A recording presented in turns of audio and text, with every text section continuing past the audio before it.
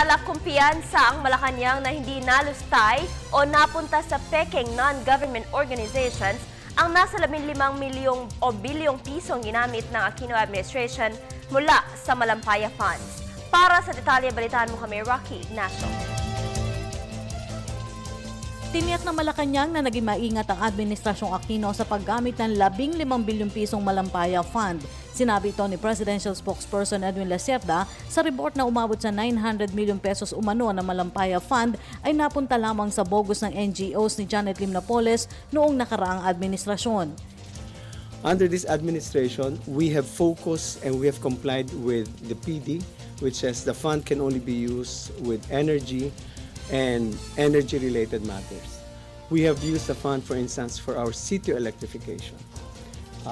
For energy-related matters, we use Malampaya Fund to acquire the cutter, the Hamilton cutter. Why? Because the Hamilton cutter is essential for us to secure our energy resources.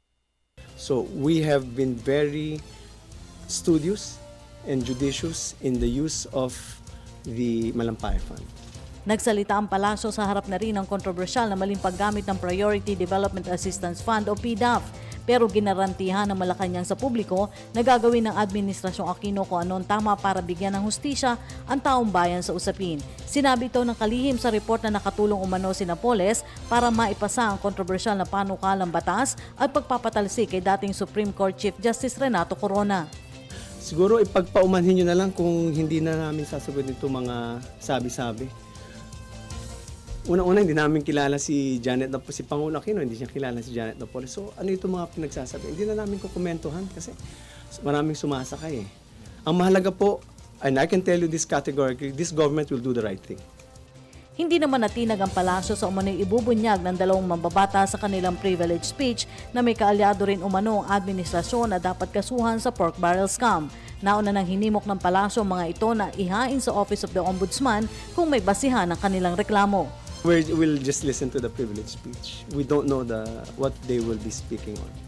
Samantala, iginitama ng Malacanang na katulad ng OFWs, lumalaban rin ang gobyerno sa maling paggamit ng pondo ng bayan.